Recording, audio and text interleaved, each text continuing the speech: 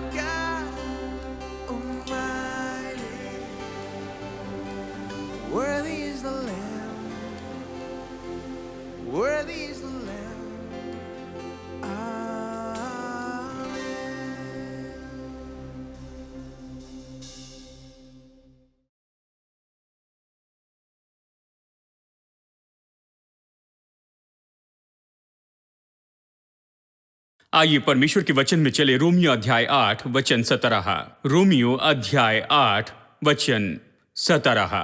यदि संतान है तो वारिस भी, वरन परमेश्वर के वारिस और मसीह के संगी वारिस है, कि जब हम उसके साथ दुख उठाएं तो उसके साथ महिमा भी पाए। हम पिछले कुछ हफ्तों से इस अद्भुत सत्य के बारे में देख रहे हैं, जिसका हमने शीर्षक दिया है कि हम कौन हैं, हमारे पास क्या है और हम क्या कर सकते हैं। तो इसके बारे में बहुत कुछ हम कह सकते हैं, इसलिए एक एक करके हम देख रहे हैं और हम इसमें बहुत ही महत्वपूर्ण बातों को देखेंगे। इसका संबंध नई वाचा की आशीषों से है जो हमें नई वाचा में दी गई हैं। और पिछली बार हमने देखा कि हम परमेश्वर की संतान हैं। ये महान आशीष है कि हम परमेश्वर की संतान हैं। हमारे पास ये ओहदा है, लेकिन यह ओहदा इसलिए नहीं कि बस ऐसे ही रहे, ये कोई टाइटल नहीं। इसमें जुड़े हैं बहुत सारी संपत्ति, क्योंकि ये कहता है यदि संतान तो वारिस भी, परमेश्वर के वारिस और मसीह के संगी वारिस हैं। तो हम कह रहे हैं वारिस, हम परमेश्वर के वारिस और मसीह के संगी वारिस हैं। वारिस होने पर कह रहे हैं। अब ये ऐसी बातें हैं जो आप सामान्य रूप में ज्यादा नहीं सुनते हैं, लेकिन हम इस पर कह रहे हैं क्योंकि बाइबल यही सिखाती है। मुझे याद है पुराने जमाने में जब हम बाइबल पढ़ते थे और जब भी ऐसे कुछ वचन देखते तो हम इन्हें छोड़ देते, इन वचनों से आगे निकलते, क्योंकि हम नहीं सोचते थे कि हम किसी चीज के वारिस होंगे। हमें कुछ नहीं चाहिए था, स्वर्ग चाहिए था। निश्चित करना चाहते कि मरने के बाद में हम स्वर्ग में चले जाएं, और हमारी अपेक्षा इन बातों के बारे में इतनी ही थी। तो जब ये कहता कि संतान है तो वारिस भी, परमेश्वर के वारिस और मसीह के संगी वारिस हैं, तो हम इन बातों में इतना ज्यादा दिलचस्पी नहीं लेते थे, इन्हें लांग कर आगे जाते। लेकिन हम किसके वारिस हैं? मेरे साथ निकालिए रोमियो अध्याय 4 वचन 13, जिसे हम पढ़ रहे हैं। ये बुनियादी वचन हैं जो हमें नींव देते हैं वारिस होने की शिक्षा पर। वचन 13, क्योंकि ये प्रतिज्ञा कि वो जगत का वारिस होगा न अब्राहम को न उसके वंश को व्यवस्था के द्वारा दी गई थी, परंतु विश्वास की धार्मिकता के द्वारा मिली। ऐसे लगता है कि परमेश्वर ने अब्राहम से वादा किया कि वो जगत का वारिस हो जाएगा। अब ये अद्भुत प्रतिज्ञा है। जैसे मैंने कहा, मैंने बहुत ही कम उम्र में बाइबल पढ़ना शुरू किया। हमारे घर में सुबह और शाम के समय पारिवारिक प्रार्थना होती थी, हम बाइबल पढ़ते थे। पूरी बाइबल हमने पढ़ी। कितनी तो भी बार हमने बाइबल पढ़ ली। जैसे इस तरह से हम बढ़ते गए हैं। सुबह 4 अध्याय, शाम के समय 4-5 अध्याय पढ़ते थे। हमें पढ़ने लगाया जाता था, लेकिन मैंने देखा, हालांकि मैंने इसे कितनी तो भी बार पढ़ा था, लेकिन कभी गौर नहीं किया कि क्या कहती है। और जब भी ऐसे वचन आते तो हम जल्दी से इसे पढ़ लेते थे, जैसे मानो हमारी बस स्टॉप पर रुकने वाली नहीं है। क्योंकि ये संसार के बारे में कहता है। जगत के वारिस क्यों होना है? संसार में से किसी क्या चाहिए? संसार से कुछ नहीं चाहिए। संसार तो बुरा है, हमें कुछ नहीं चाहिए। यही हमारी मनोदशा थी। हम तेजी से इसे पढ़ते, और हम तो पेंटिकॉस्टल थे और हम दौड़ने में बहुत अच्छे थे। किसी ने कहा, जब प्रभु हमें स्वर्ग में ले जाने के लिए आएगा तो हम स्वर्ग से भी आगे निकलेंगे। हम इतनी तेज हैं और जानते हैं।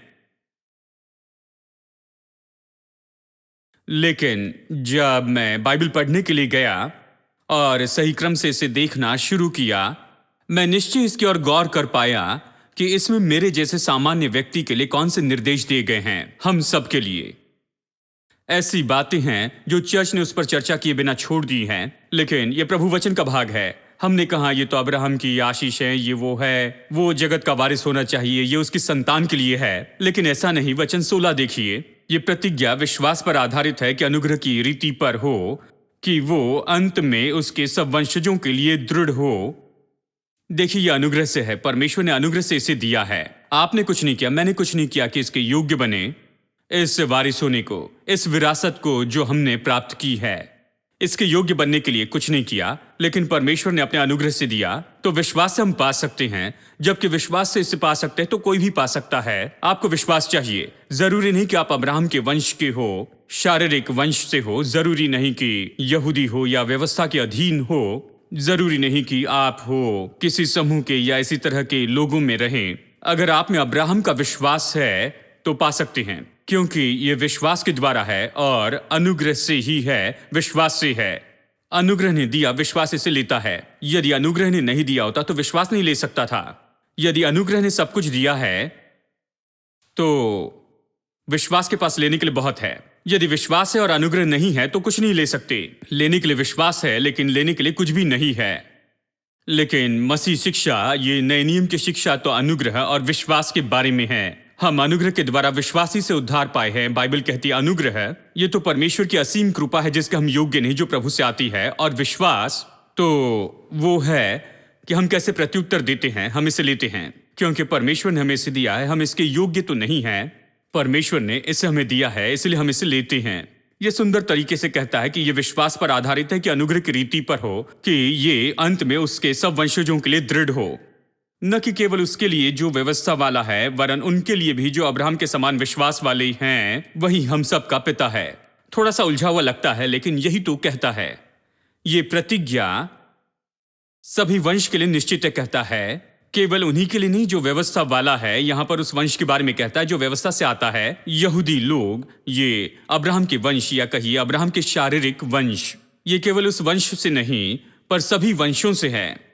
न कि केवल उसके लिए जो व्यवस्था वाला है, वरन उनके लिए भी जो अब्राहम के समान विश्वास वाले हैं। वही तो हम सबका पिता है। तो इससे कोई फर्क नहीं पड़ता कि आप कौन से समूह के हैं, कौन से वंश के हैं, कौन सी भाषा के हैं, जब तक कि आपके पास अब्राहम जैसे विश्वास है। ये प्रतिज्ञा तो आपकी है। ये केवल अब्राहम की प्रतिज्ञा नहीं है, और ये केवल यहूदियों के लिए प्रतिज्ञा नहीं है। ये हम सभी से की गई प्रतिज्ञा है। गलातियों 3 यही तो कहता है। अब्राहम का वंश तो यीशु है, और यदि आप मसीह के हैं तो अब्राहम के वंश हैं, और प्रतिज्ञा के अनुसार वारिस भी कहता है। अगर आप इन सब को जोड़ दे तो आप समझ पाएंगे कि ये पूरी प्रतिज्ञा कि आप जगत के वारिस होगे, ये आपकी है, ये हमारी है। इसलिए मैं इसके बारे में उत्साहित हूं, और मैं ऐसी बात के बारे में क्यों बता रहा हूं। मैं इसे देखना चाहता हूं, इसमें झांकना चाहता हूं। मैं दौड़कर इसे छोड़ना नहीं चाहता, मैं यहां पर रुककर इसके ऊपर गौर करना चाहता हूं कि हम जगत के वारिस हैं। और उन दिनों में ये तो बहुत ही अलग था। जानते हैं, हम लोग तो केवल दिलचस्पी लेते थे प्रचार में कि ये उद्धार का सुसमाचार, जो कि हम खासकर यही कहते कि आप यीशु से मिलने के लिए तैयार हैं। अगर आज मर जाएं तो क्या स्वर्ग में जाएंगे? अगर यीशु आज आ जाए तो क्या आप उठाए जाएंगे? यही तो हमारा मुख्य मुद्दा था। तो अगले हफ्ते आए तो यही सवाल है, अगर यीशु आज आए तो उठाए जाएंगे, अगर मर जाए तो स्वर्ग में जाएंगे क्या? और बाद में जब मैंने बाइबल का अध्ययन शुरू किया, मैंने पाया कि स्वर्ग में जाना सबसे आसान है, बस आपको मरने की जरूरत है तो स्वर्ग में जाएंगे। यीशु पर उद्धारक के रूप में विश्वास किया है तो और कुछ नहीं करना है। 40 दिनों तक उपवास नहीं करना है, पहाड़ पर जाकर रहना नहीं कि दाढ़ी बढ़ाते रहें और ऐसा कुछ नहीं।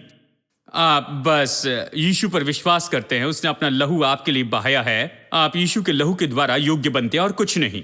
यीशु के लहू के बिना और कुछ नहीं। हम गाते हैं और ये बिल्कुल सच है, मैंने जो किया मुझे योग्य नहीं बना सकता, मैं यीशु मसीह के द्वारा योग्य बनता हूं।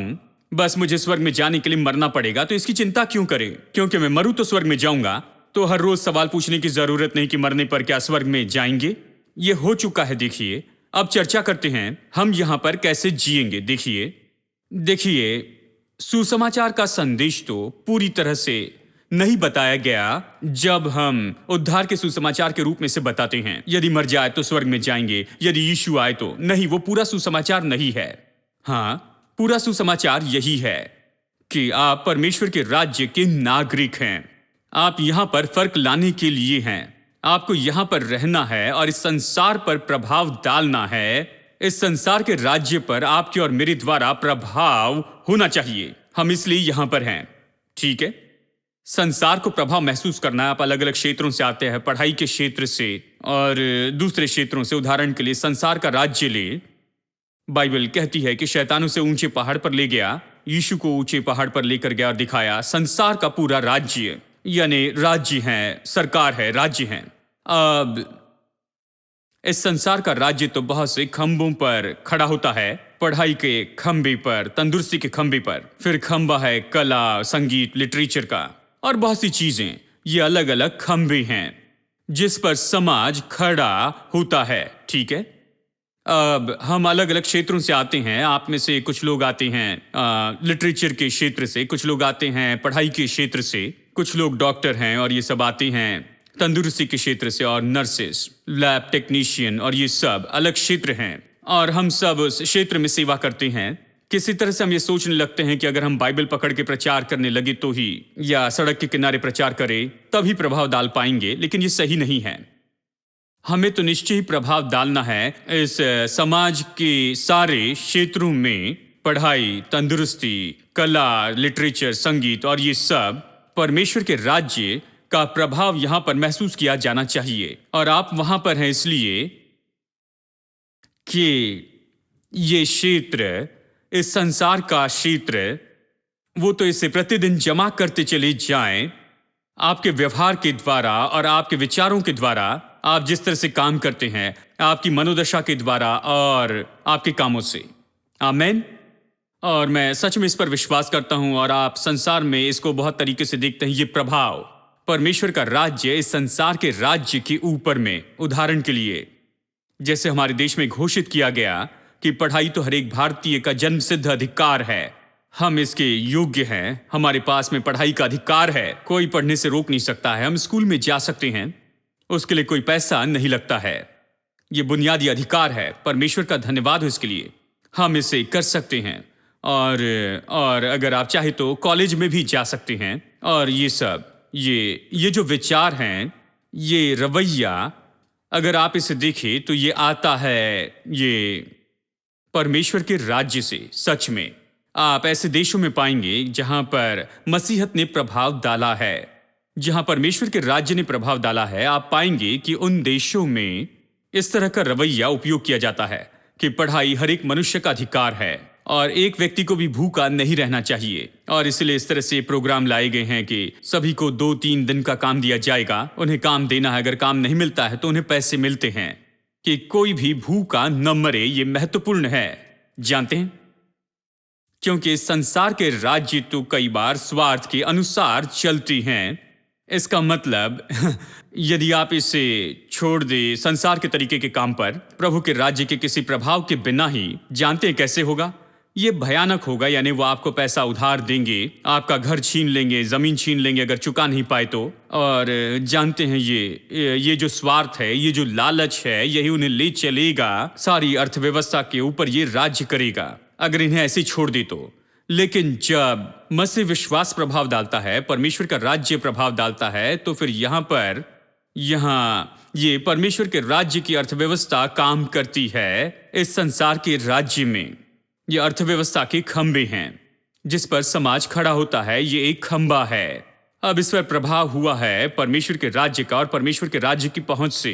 परमेश्वर के राज्य की पहुंच क्या है? परमेश्वर गरीब के बारे में सोचता है, प्रभु सोचता है। परमेश्वर उसे उठाना चाहता है जो अपने जीवन में खुद ऊपर नहीं आ सकता है। परमेश्वर आगे बढ़कर हाथ बढ़ाता है। अब हम सब आगे बढ़ रहे हैं, सब कुछ अच्छा हो रहा है, अर्थव्यवस्था भी अच्छी हो रही है, हम और ज्यादा संपन्न हो रहे हैं और बहुत ही जल्दी बहुत ही उन्नतिशील देश होंगे। हम तो सच में एक बहुत बड़े फाइनेंशियल पावर हो जाएंगे। लेकिन परमेश्वर के राज्य का व्यवहार ये कहता है, चलो इस गरीब को अपने साथ लेते हैं जो कि हमारे साथ में आ नहीं सकता है, और उसे ऊपर उठाते हैं, उसके लिए हाथ बढ़ाते हैं, उसे जो कुछ भी मदद चाहिए वो सब देते हैं और उससे ऊंचा उठाते हैं, ताकि जब हम ऊपर जाकर धन संपत्ति का आनंद उठाएंगे तो वो वहां नीचे नहीं रहेगा कि हमारी ओर देखते रहें, जैसे स्वर्गदूत सब आनंद उठाते हैं। ये परमेश्वर का राज्य है। परमेश्वर का राज्य हर एक व्यक्ति के बारे में परवाह करता है। परमेश्वर लोगों का परमेश्वर है। तो मैं विश्वास करता हूं कि यहां तक कि ये जो उन्नति है, ये तो परमेश्वर के राज्य का प्रभाव जो इस संसार के राज्य पर हुआ उसके परिणाम में। कितने लोग मेरी बात समझ रहे हैं? मैं महत्वपूर्ण बात बता रहा हूं। यानी अर्थव्यवस्था का संसार प्रभावित हो सकता है परमेश्वर के राज्य के द्वारा। पढ़ाई का संसार परमेश्वर के राज्य के द्वारा प्रभावित हो सकता है। तंदुरुस्ती का क्षेत्र प्रभु के राज्य से प्रभावित होता है। संगीत, कला, लिटरेचर और ये सब कुछ परमेश्वर के राज्य के द्वारा प्रभावित हो सकता है। परमेश्वर चाहता है कि परमेश्वर के राज्य का प्रभाव जो है वो तो इस संसार के राज्य पर महसूस किया जाए। हाँ, और इसलिए उसने कहा, ये प्रार्थना करो कि तेरा राज्य आए, तेरी इच्छा पृथ्वी पर पूरी हो, क्योंकि सब कुछ ठीक नहीं हो रहा है। सब कुछ बदलना होगा, स्वार्थ को बदलना होगा। जानते हैं, हमारे जीवन के लिए अलग दृष्टिकोण होना चाहिए और सब कुछ बदलना होगा भक्ति पूर्ण तरीके से। इसलिए कि यहां तक कि अर्थव्यवस्था और सारी बातें भक्तिपूर्ण तरीके से की जाए। देखिए, और ये इसी के बारे में है, यानी सुसमाचार। इसमें तो सब कुछ है। सुसमाचार केवल ये नहीं बस कि मरने पर स्वर्ग में जाएंगे, इस तरह की बात। ये तो केवल सुसमाचार का एक छोटा सा भाग है। देखिए, ये तो केवल सुसमाचार का शुरू का स्तर है। हाँ, यीशु पर आप विश्वास करें अपने उद्धारकर्ता प्रभु के रूप में और उसके पास में आए, उस पर भरोसा रखते हैं तो उद्धार की शाश्वती पाते हैं। इसके लिए प्रभु की स्तुति हो। लेकिन अब कैसे जिएंगे? आप कैसे रहेंगे? आप तुरंत स्वर्ग में नहीं जाएंगे। देखिए, इस बीच में आप क्या करेंगे? अपना जीवन कैसे बिताएंगे? इस संसार में आप कैसा फर्क लेकर आएंगे? देखिए, आपको हर एक क्षेत्र में फर्क लेकर आना होगा। इसलिए परमेश्वर ने आदम से कहा, फलवंत हो, बहुगुणित हो, पृथ्वी को भर दो और इसे वश में करो और सारी बातों पर अधिकार रखो। और दूसरे शब्दों में ये कहते न बैठना कि सब कुछ ऐसे ही हो रहा है, सब कुछ होते जा रहा है, मैं कौन हूं, मैं क्या कर सकता हूं, मैं क्या करूं। नहीं, आप परमेश्वर के राज्य के हैं। आपके पास राज्य का अधिकार है। आप यहां पर कुछ करने के लिए, यहां पर फर्क लाने के लिए हैं। इसलिए जब यीशु वहां पर नाव में था और तूफान उठ रहा था, चेले उसके साथ प्रतिक्रिया कर रहे थे एक सामान्य मनुष्य के जैसे। वो कह रहे थे, हम नाश हुए जाते हैं, तुझे परवाह नहीं है। ये सामान्य व्यक्ति का प्रत्युत्तर होता। वो संसार की सोच के साथ चलता है। आंधी चल रही है, नाव डगमगा रही है, क्या अपेक्षा करे, किसी भी पल मर जाएंगे। वो यही कह रहे थे। लेकिन यहां प्रभु राज्य का मनुष्य था। वो तो यहां परमेश्वर के राज्य के प्रचार के काम में जुड़ा हुआ था। वो प्रभु राज्य के प्रतिनिधि के रूप में था। वो परमेश्वर से था। वो नाव में खड़ा होता है और वो कहता है, शांत हो जा, चुप हो जा, और झील उसकी आज्ञा मानती है। हां, वो अपने नियंत्रण में से लाता है। हां, यह अद्भुत है। वो उपयोग करता है प्रभु राज्य के अधिकार का। वो कुछ कर रहा है क्योंकि वो उस दूसरी ओर जाने वाला था। जैसे मैंने आपसे कहा था, वहां पर वो दूसरा दुष्ट आत्मा से ग्रसित व्यक्ति था, नगर पर राज्य कर रहा था, सबको डरा रहा था, पूरे क्षेत्र पर राज्य कर रहा था। और वो जाकर केवल उसे छुटकारा देना नहीं चाहता था, लेकिन उससे शुरू करके उस पूरे नगर में आनंद और खुशी लाना चाहता था। वहां प्रभु राज्य के प्रभाव को लाना चाहता था। इसलिए वो वहां जाता है और मार्ग में हजारों रुकावटें आती हैं, लेकिन वो प्रभु राज्य का मनुष्य अधिकार से काम करता है और रास्ते में आने वाली सभी बातों के ऊपर में अधिकार लेता है। आमीन। तो हमें सोचना है ऐसे ही बातों के साथ, ऐसे ही सोचना है। हमें यह नहीं सोचना है कि बस उद्धार होगा, उसके बाद में हम स्वर्ग में चले जाएंगे। हमें परमेश्वर के राज्य के सुसमाचार के बारे में सोचना है। प्रभु राज्य के बारे में क्या, परमेश्वर के राज्य के बारे में क्या, मैं उसका प्रतिनिधि हूं और मैं यहां पर क्या कर रहा हूं, परमेश्वर के राज्य के प्रतिनिधि के रूप में। और ये सब ठीक है। जब यीशु यहां पर इस संसार में था, उसने राज्य का प्रचार किया। जब इस्राएली लोगों को मिस्र में से बाहर निकाला गया और जब उन्हें प्रतिज्ञा के देश में ले जाया गया, उन्हें तो ऐसा सुसमाचार प्रचार किया गया। ये केवल ऐसा सुसमाचार नहीं कि छुटकारा पाए पाप से और शैतान से या फिरौन और उसकी गुलामी से। ये तो सुसमाचार था कि कैसे जीवन उन सब के लिए बेहतर हो रहा है।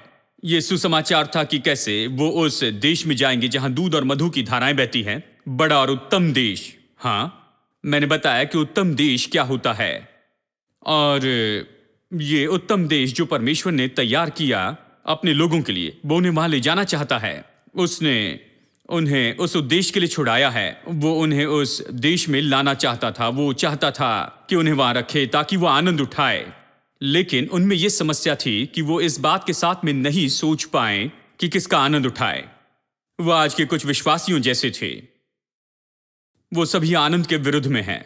कई साल पहले मैंने पर्चे प्रिंट किए थे। यहां जवानों की सभा थी, तो कैसे कहेंगे कि जवान लोग आए। मैंने कहा आकर आनंद उठाए, और एक भाई मुझसे लड़ने के लिए आए। कहा कि कैसे कह सकते आनंद उठाए, यहां क्या करना चाहते हैं। मैंने कहा भाई, हम प्रभु का आनंद उठाते हैं, हम एक दूसरे की संगति का आनंद उठाते हैं, और इसमें क्या गलत है। आनंद नहीं उठा सकते। ये तो ऐसे लोग थे जो कभी मुस्कुराते भी नहीं हैं। वो ऐसे अकड़े होते हैं, बहुत धार्मिक। वो मुझसे लड़ने के लिए आए क्योंकि मैंने आनंद शब्द उपयोग किया था। लेकिन मैंने हाईवे पर देखा, शराब की दुकान, नाम था एंजॉय वाइन्स। कोई मुद्दा नहीं उठाता, वो रख सकते हैं, उसका आनंद उठा सकते हैं। हम आनंद नहीं उठा सकते। लोग शराब पीकर आनंद उठा सकते, लेकिन हम चर्च में आनंद नहीं उठा सकते। चर्च आनंद की जगह नहीं है। चर्च ऐसी जगह जहां आकर बिल्कुल जम जाती हैं। हां, यहां आते और श्वास भी नहीं लेते हैं। और ये अजीब है, जानते हैं। लेकिन परमेश्वर और उसका सुसमाचार, जो हम सोचते हैं कि सुसमाचार है, उससे बिल्कुल उल्टा है। क्या यह अद्भुत नहीं? परमेश्वर कहता है ऐसा देश जिसमें दूध और मधु की धाराएं बहती हैं। उत्तम देश, मैंने आपको बताया, हिब्रू भाषा में उत्तम का मतलब है बहुत ही सुंदर। इसका मतलब है संपन्न है, इसका मतलब है तैयार है, इसका मतलब है मधुर, और ये सब, इसका मतलब है सबसे उत्तम, इसका मतलब है बेहतर। और ये सब, ये ऐसा नहीं जब हम कहते हैं अच्छी जमीन, नहीं नहीं नहीं, इसका मतलब है सबसे उत्तम देश। ये तो सबसे उत्तम का उत्तम है। परमेश्वर ने हमारे लिए सबसे उत्तम रखा है। सब लोग मेरे साथ कहे, परमेश्वर ने मेरे लिए सबसे उत्तम रखा। मैं सोचता हूं हमारे लिए समय है कि हम सबसे उत्तम के लिए विश्वास करें। हां, बहुत समय तक हमने सबसे बुरे पर विश्वास किया। हम ये कहते थे, मुझे याद है लोग कहते थे सबसे बुरे के लिए तैयार हो जाइए। बड़ी बात है, जानते हैं, मतलब सबसे बुरे के लिए तैयार होने की जरूरत नहीं, वो अपने आप होगा, आप उसके साथ जाएंगे। आप किसके लिए तैयारी करेंगे? जानते हैं, सबसे बुरे के लिए तैयार हो जाए। और कई साल तक मैं सबसे बुरे के लिए तैयार होती रहा, जानते हैं। लेकिन मैं आपको बताऊं, 30 साल पहले मैंने सबसे उत्तम के लिए तैयार होना शुरू किया। और मैं आपको बताऊं, जब मैंने अपना मन पूरी तरह बदल दिया कि प्रभु के उत्तम का आनंद उठाऊं, तब ये उत्तम हमारा हो जाता है। मैं आपको ये बता सकता हूं, मैं गारंटी दूं, क्योंकि मैं इस क्रिया में से होकर गया हूं। मैं आपको बता सकता हूं कि आप परमेश्वर के सबसे उत्तम का आनंद नहीं उठाएंगे बस केवल सोच में थोड़ा सा बदलाव लाने से। केवल ये सोच में थोड़ा सा बदलाव नहीं है, इसमें पूरी तरह से बदलाव आना चाहिए। ये पूरा बदलाव होना चाहिए। और मैं आपको बताऊं कि मैं केवल थोड़े से बदलाव का प्रचार नहीं कर रहा हूं कि थोड़ी सी सोच बदल दें, नहीं, पूरी तरह से सोच बदलनी है। जिस तरह से हम सारी बातों की ओर आगे बढ़ते हैं, जिस तरह से हम सब बातों को देखते हैं, और इसे होना ही होगा दोस्तों। आमेन।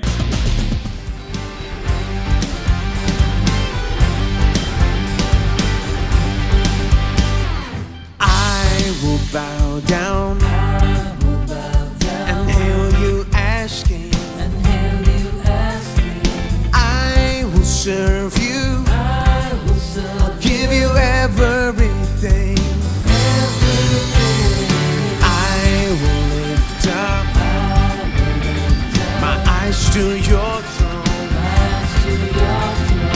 I will trust you. I'll trust you alone.